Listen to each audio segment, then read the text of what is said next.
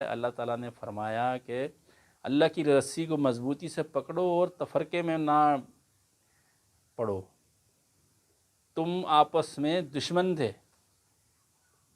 تم کو اللہ تعالیٰ نے تمہاری نفرتیں ختم کی اور اللہ تعالیٰ نے آپس میں دلوں میں محبت ڈال دی اور ایک دوسرے کا بھائی بنا دیا.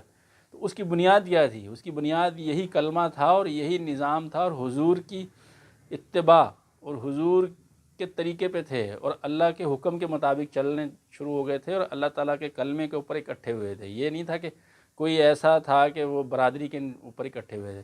تو اللہ تعالیٰ کے کلمے کی بنیاد پر بھائی بھائی بنے تھے، اس لیے ان کے دلوں میں نفرتیں ختم ہوئیں. اللہ تعالیٰ نے ان کے دلوں سے نفرتیں ختم کر دیں اور ان کو آپس میں محبت اور الفت ان کے دلوں میں ڈال دی. تو اللہ تعالیٰ کہتا ہے کہ اللہ کی رسی کو مضبوطی سے پکڑو. انہوں نے قرآن کے اوپر عمل کیا اور آپس میں بھائی بھائی بن گئے. وہی جو صدیوں سے دشمن چلے آ رہے تھے، اور ہمیں بھی اللہ تعالیٰ یہی سمجھاتا ہے کہ اللہ کی رسی کو مضبوطی سے پکڑو. وَاعْتَصِمُوا بِحَبْلِ اللَّهِ جَمِيعًا وَلَا تَفَرَّقُوا. اللہ تعالیٰ کہتا ہے کہ اللہ کی رسی کو مضبوطی سے پکڑو اور تفرقے میں نہ پڑو. تم پہلے دشمن تھے.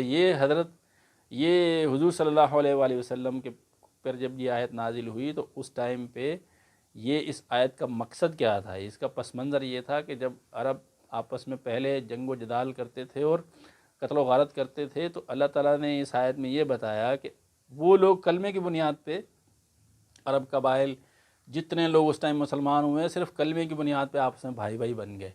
مہاجر اور انصار آپس میں جس طرح ان کا تعلق تھا، جس طرح انہوں نے محبت کی ایک دوسرے کے ساتھ، تو کلمے کی بنیاد پر تھا، حضور کی اتباع میں کی. یہ چیز اگر ہم سمجھ جائیں گے تو پھر ہم آج بھی یہ تفرقہ ختم کر سکتے ہیں. یہ تفرقہ جو ہے سب سے بڑی لعنت ہے. یہ تفرقہ جو ہے نا، یہ کہتے ہیں نا کہ اسلام میں اختلاف، دین میں اختلاف خیر ہے. یہ سب سے بڑا شر جو ہے نا، یہ دین میں اختلاف ہے. وہ ختم کیسے ہوگا؟ جب ہم اللہ کی کتاب کو اور حضور کی سنت کو سمجھیں گے، حضور کی حدیث کو سمجھیں گے، تو یہ اختلاف ختم ہوگا. ورنہ یہ نہیں ہو سکتا. کہ دنیا کی کوئی طاقت ختم نہیں کر سکتی.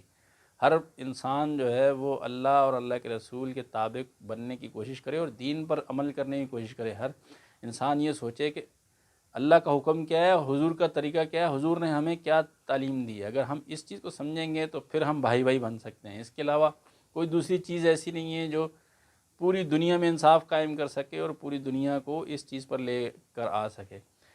تو